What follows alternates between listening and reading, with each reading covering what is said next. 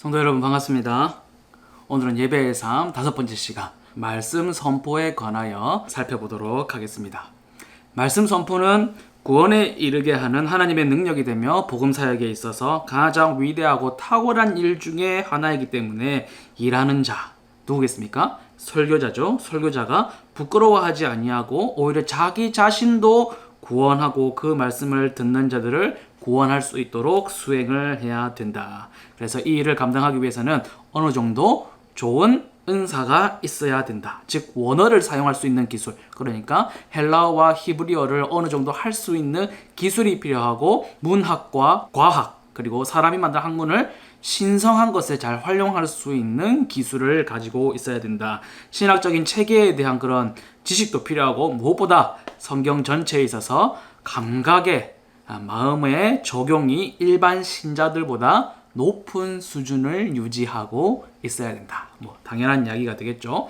또 성령의 조명하심을 따라 그동안 깨닫지 못했던 진리를 하나님께서 알게 하실 때에는 언제든지 인정하고 받아들일 것을 결심하고 있어야 되고, 공적으로 설교 말씀을 전달하기 전에 목사의 개인적인 준비 과정에서 이 모든 것을 사용하고 증진시켜야 한다. 무슨 말이냐면 설교하기 전에 먼저 자신이 그 말씀의 은혜를 받고 도전을 받고 또 그 말씀을 가지고 살아보고 세상에서 부딪혀보고 그런 후에야 말씀을 전할 수가 있다라는 것이죠. 설교자는 일반 성도들보다 훨씬 더 성경에 능해야 된다는 거, 당연한 이야기가 아닐까 싶은데, 단지 지식이 아니라 감각 그리고 마음의 훈련에 있어서 그러하다라는 것이죠. 사전에 준비가 철저하게 되어야 된다는 것. 그만큼 당시의 상황이 얼마나 좋은 목회자를 구하고 말씀을 준비하는 데 역량이 있는 그런 목회자를 구한다는 것이 어려운 일인지를 잘 볼 수가 있는 것이죠. 자, 일반적으로 설교의 주제는 성경의 본문에서 나와야 하고, 또 그 당시 긴급한 상황이 있다면 그것에 잘 맞는 내용을 다루어야 한다. 그렇게 이야기를 하고 있습니다. 그리고 만약 본문이 길면 간단하게 요약을 해줘야 되고, 본문이 짧다면 그 말을 다른 말로 바꾸어서 더 쉬운 말로 바꾸어서 설명해 줄 수도 있다. 길든지 짧든지 어떤 경우에든지 본문의 범위를 부지런히 살피고 그 본문이 드러내고자 하는 교리의 주요한 항목과 근거를 지적을 해주어야 된다. 그렇게 말씀하고 있습니다. 또 처음부터 너무 많은 대지, 첫 번째로, 두 번째로, 세 번째로, 네 번째로, 다섯 번째로, 여섯 번째로, 12번째로 이렇게 많은 대지를 이야기해서 듣는 사람이 기억하지 못할 정도로 너무 많은 대지를 줘서 부담을 줘서도 안 되고, 모호한 용어를 사용하지 마라. 모호한 용어로 인해서 청중의 마음을 혼란스럽게 해서도 안 된다. 분명하고 확실한 언어를 사용하라라는 것이죠. 본문에서 교리를 끌어내릴 경우에 조심해야 될 것은, 첫 번째로 그것이 하나님의 진리에서 나온 것이어야 된다. 두 번째로는 본문에 포함되어 있는 내용이 된다. 본문을 읽어놓고 완전히 다른 성경에 있는 이야기들을 계속해서는 안 된다라는 것이죠. 본문에 기초하고 있어야 된다. 셋째로는 회중의 덕성 함량에 기여하는 것을 해야 된다. 또 교리는 평이한 용어, 쉬운 용어로 설명이 되어야 되고, 본문으로 그 결론을 명확하게 해야 한다. 무슨 말이냐면 주제가 선명해야 된다는 것입니다. 설교를 들은 후에 들은 사람들이 내용이 무엇입니까? 주제가 무엇이었습니까? 할 때에 한마디로 딱 이렇게 정리할 수 있는 분명한 주제를 가지고 있는 설교가 되어야 된다. 그리고 병행복문이라고 하는 것은 이제 원래의 본문과 또 같은 내용을 담고 있는 다른 본문, 복음서에 그런 일들이 많이 있죠. 마태복음의 말씀을 읽었는데 마가복음에도 그 내용이 있어서 같이 비교해보는 그런 것이 있을 때는 분명하고 적절해야 하고, 목적을 주장하는 본문이거나 의도한 목적에 적합한 것을 사용을 해야 된다. 논증이나 근거를 할 때에는 사람들이 납득할 만한 내용을 이야기해야 된다. 무슨 말이냐면 설교자가 가지고 있는 정치적 편향성, 자기의 견해를 얘기한다든지 어떻게 증명되지 않은 설이나 론 이런 것들을 얘기해서는 안 되고, 모두가 납득할 수 있는 이야기를 해야 된다. 그리고 예화, 어떤 종류든지 빛으로 가득해야 되고 청중의 마음에 영적인 기쁨이 전달될 수 있는 그런 예화를 사용을 해야 된다. 만약 성경의 논거 청중의 편견으로부터 명백한 의심이 일어날 것처럼 보일 때, 말씀을 듣고 나서 그것이 진짠가? 이게 정말인가? 라는 의심이 일어날 수 있는 내용일 때는 그것을 반드시 제거해 줄 수 있도록 완전한 설명을 해야 한다. 그렇지 않고 쓸데없는 문제를 제기하거나 트집을 잡거나 하는 그런 내용으로 청중을 올감해서는 안 된다. 그렇게 이야기를 하고 있습니다.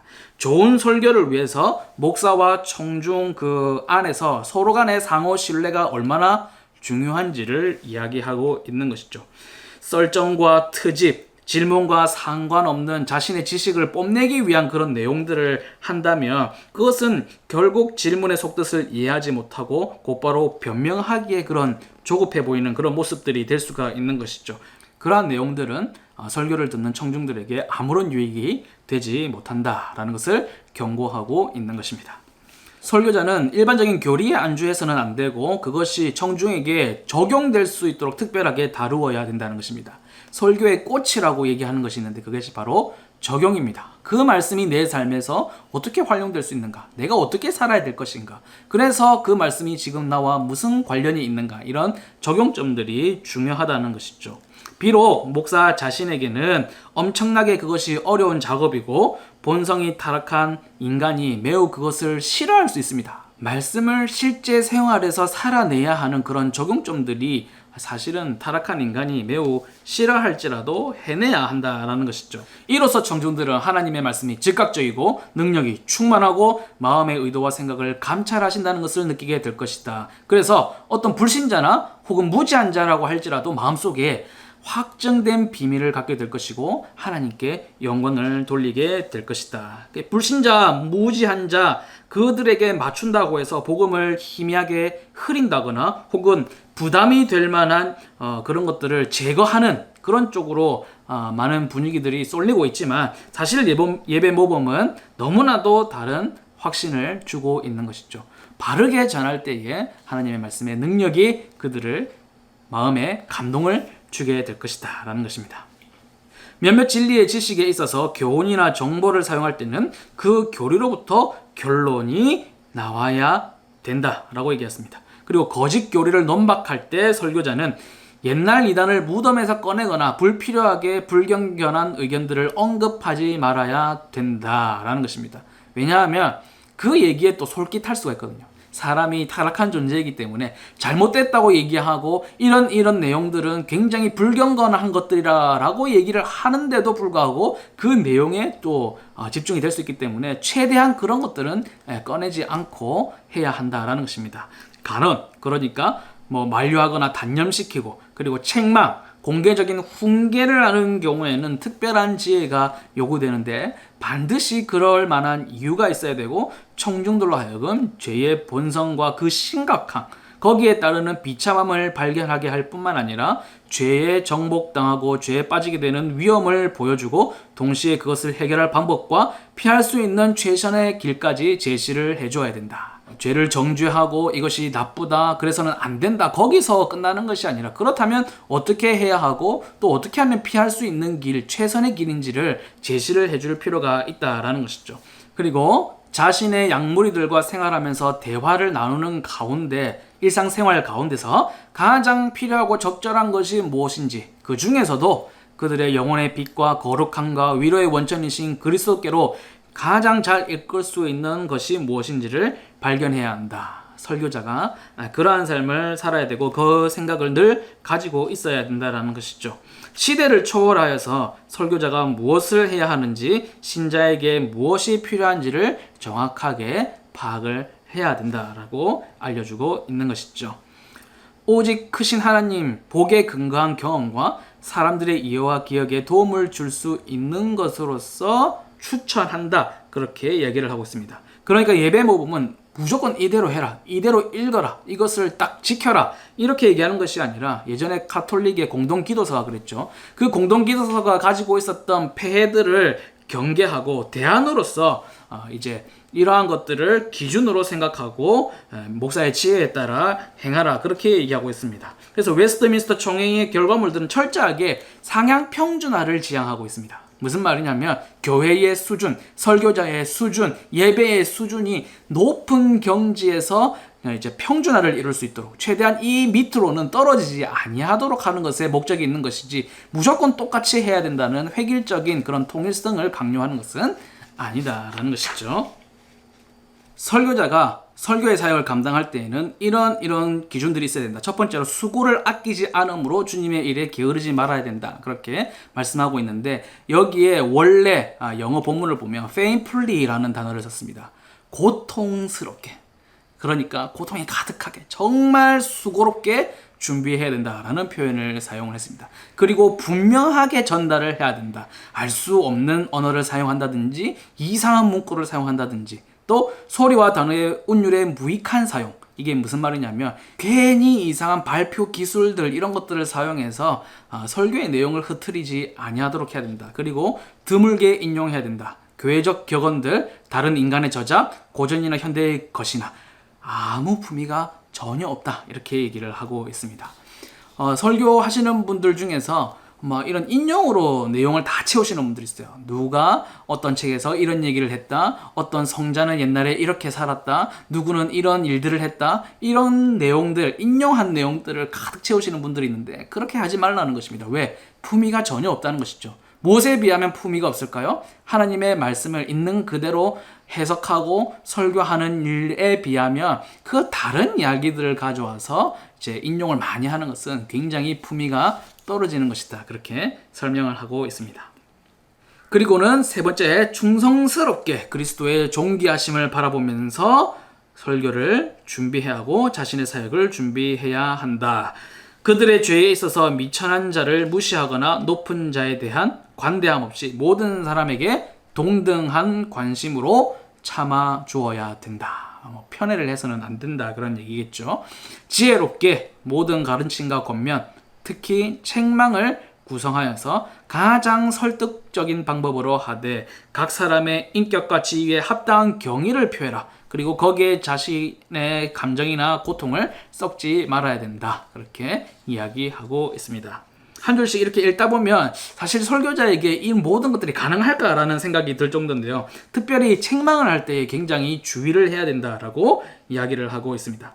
당시에는 계급 사회였다는 것을 우리가 생각을 해야 돼요.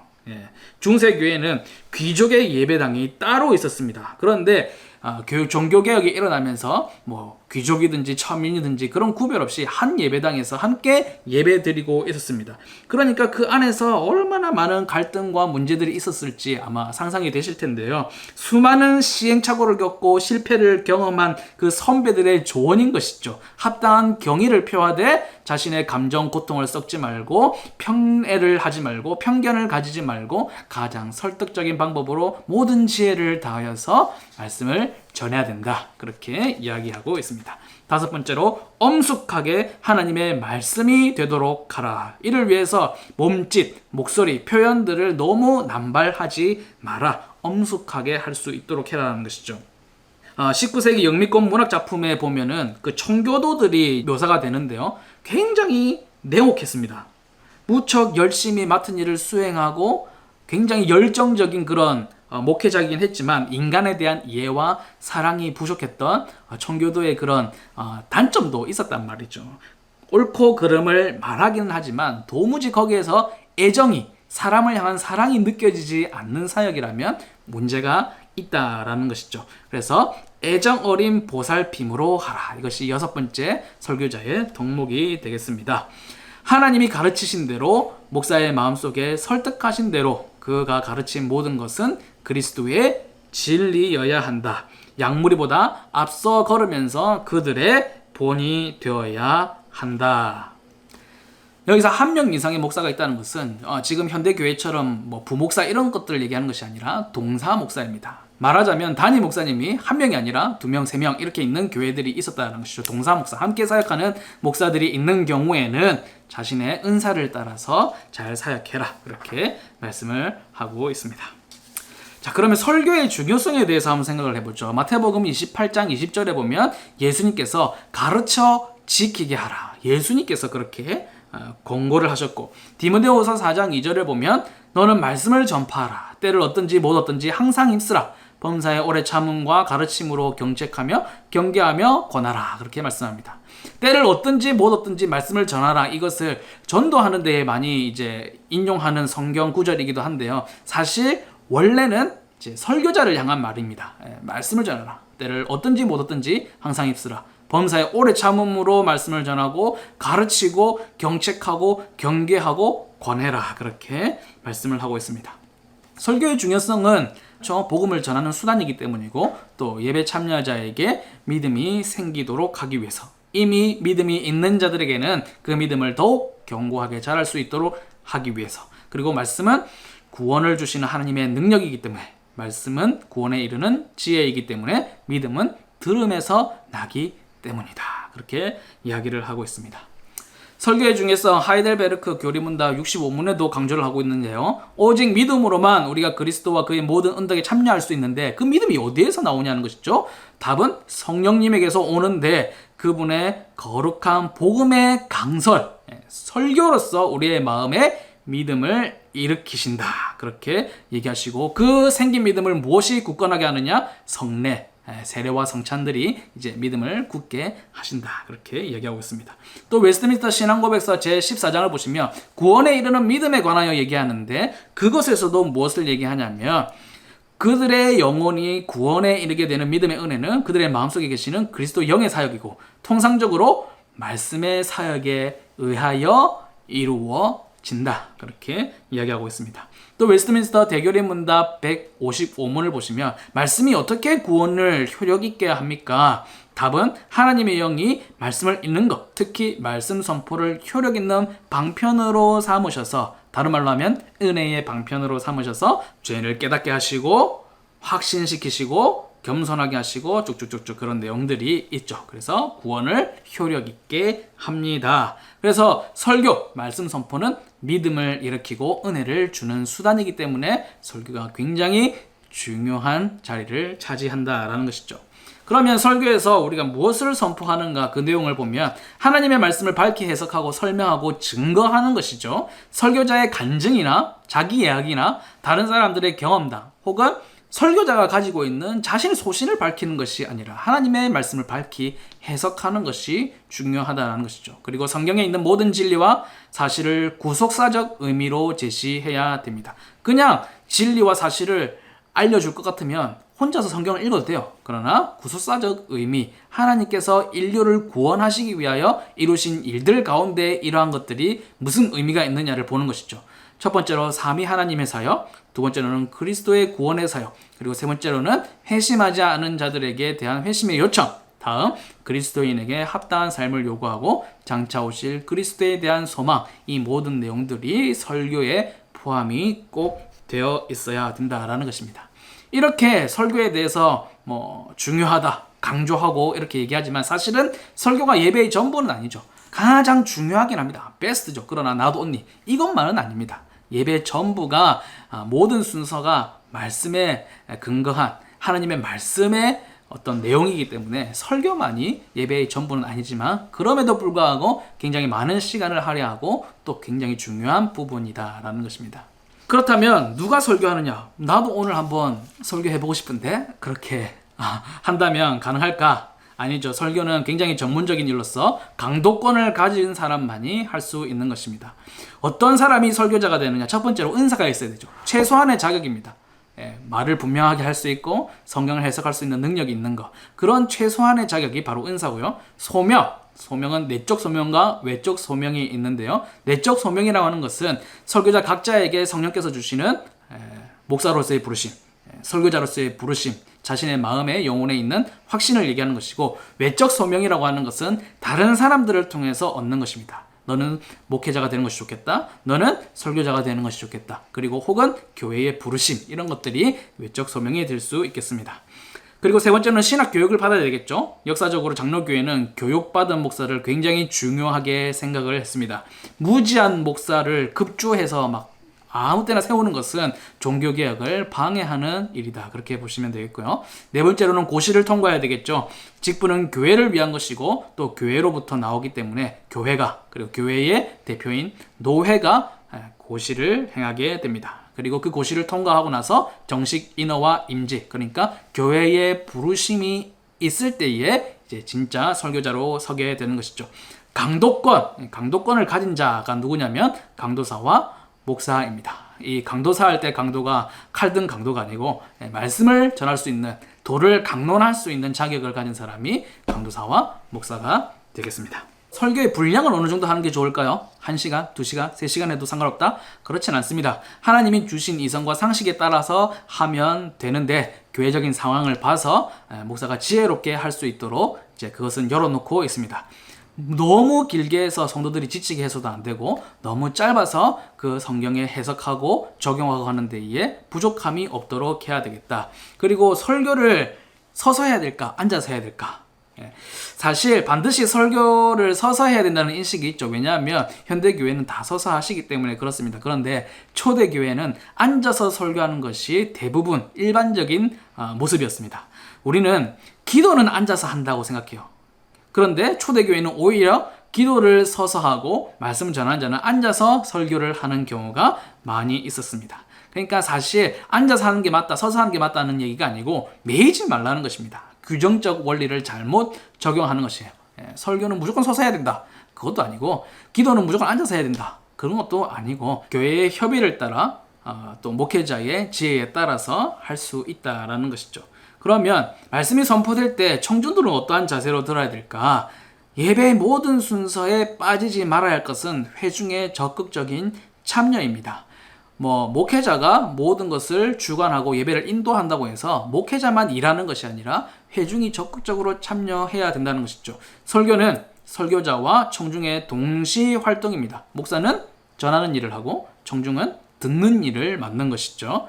웨스민스터 신앙고백서 제21장 5절에 보면 예배와 안식일에 관하여 기록한 내용이 있는데요. 경건한 두려움으로 하는 성경 낭독, 건전한 설교, 분별력과 믿음과 경외심을 가지고 하나님께 순종함으로 말씀을 양심적으로 듣는 것. 듣는 것도 굉장히 중요한 일이고 분별력, 믿음, 경외심, 양심 이런 것들이 다 포함되는 굉장히 귀한 일이다라는 것이죠. 가정들의 경우에는 예배 이후에 가정으로 돌아가서 자녀들에게 설교에 대해 질문할 것입니다. 어떤 내용이었느냐, 무슨 감동을 받았느냐, 그래서 어떻게 살 것이냐. 가장들에게는 이러한 책임이 있습니다, 사실. 그래서 집에 돌아가면 교회에서 있었던 일, 김집사, 박집사 이런 얘기를 하는 것이 아니라 자녀들을 두고 오늘 들은 설교에 대해서 잘 들었는지를 체크하는 일들을 가장들이 맡고 있기 때문에 가장은 어떻게 해야 될까요? 오히려 더 설교에 더 집중하고 귀 기울여 들어야 하겠죠. 웨스트민스터 대결의 문답 제 160문답을 보시면 설교된 말씀을 듣는 사람에게 요구되는 것이 무엇이냐? 답은 부지런함, 준비, 기도로서 참여하고 그 들은 바를 성경으로 또 살펴보고 믿음과 사랑과 온유와 준비된 마음으로 진리를 받고 하나님의 말씀으로 받아들여서 그것을 묵상하고 참고하며 그것을 그들의 마음속에 간직하고 그들의 삶 속에서 열매를 맺는 것이다. 열매 맺는 것까지가 말씀을 듣는 것에 포함이 된다라는 것이죠. 우리 한국말이 그렇지 않습니까? 말 듣는다, 말 잘 듣는다 할 때에 귀로 듣는 것에서 끝나는 것이 아니라 들은 이야기를 잘 실천할 때에 말을 잘 듣는다라고 이야기를 하죠. 설교를 알아들을 수 있다는 것이 얼마나 감사한 일인지 모릅니다. 사실은 이것이 종교개혁의 결과물이기 때문이죠. 원래는 라틴어 예배, 예를 들자면 조선시대에 한자로 드리는 예배를 했다면 평민들은 아무도 알아듣지 못하는 것이죠. 모국어 자체도 문맹률이 높았던 그 시대에 예배를 참여하기는커녕 이제 구경꾼조차 될 수 없는 그런 상황이었는데 종교개혁이 그 문을 열어주게 된 것이죠. 마틴 루터가 아주 큰 일을 했습니다. 성경을 번역하는 일을 했습니다. 사실 이 모든 사역들이 그때 당시에 로마 가톨릭이 봤을 때는 굉장히 불경건한 일이죠. 감히 라틴어로 읽어야 하는 성경을 독일어로 번역을 하다니 말도 안 된다 이렇게 생각했을 텐데 예배는 모두가 참여해야 하고 성경은 모두가 읽을 수 있어야 한다. 하나님의 말씀은 누구든지 묵상할 수 있어야 된다라는 기치를 가지고 독일어로 성경을 번역하는데 자신의 평생을 자, 바쳤던 마틴 루터, 그 사람이 그 문을 열어주게 된 것입니다. 설교를 듣고 모든 성도가 성경을 읽는다는 것, 그것이 바로 개신교의 상징이 되었습니다. 대한예수교 장로회 고신헌법 예배지침 제4장 말씀 선포 제18조 설교를 보시면 설교의 방법에 대해서 나옵니다. 목사는 항상 기도와 묵상으로 설교를 준비할 것이며 준비 없이는 하지 말아야 한다. 또한 복음의 순수성에 입각하여 언어 구사에서 성경과 일치하고 청중이 이해하기 쉽게 할 것이며 자신의 학문이나 재능을 자랑하지 말아야 한다라고 되어 있습니다. 청중이 잘 이해하고 설교를 알아들을 수 있게 하는 것이 설교자의 사명이고 그것이 바로 개신교의 상징이다.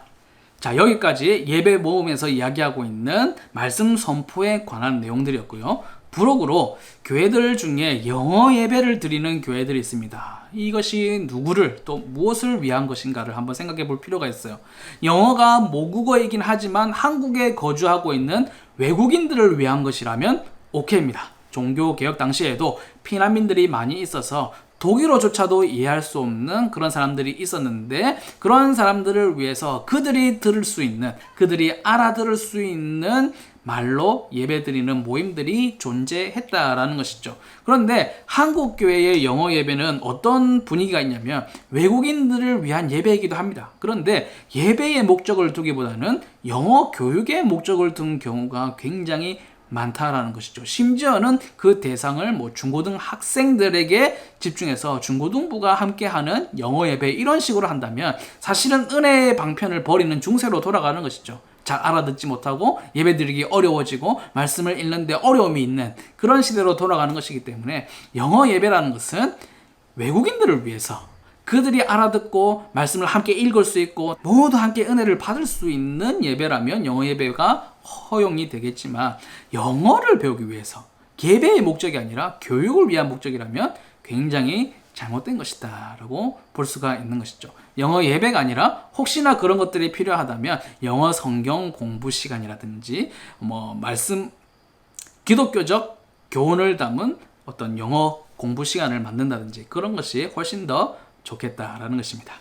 지금까지 예배의 삶, 말씀 선포에 대해서 살펴보았고요. 다음 주에는 말씀 선포 후 기도에 관하여 그 내용을 함께 살펴보도록 하겠습니다. 지금까지 수고하셨고요. 다음 주에 다시 뵙도록 하겠습니다. 감사합니다.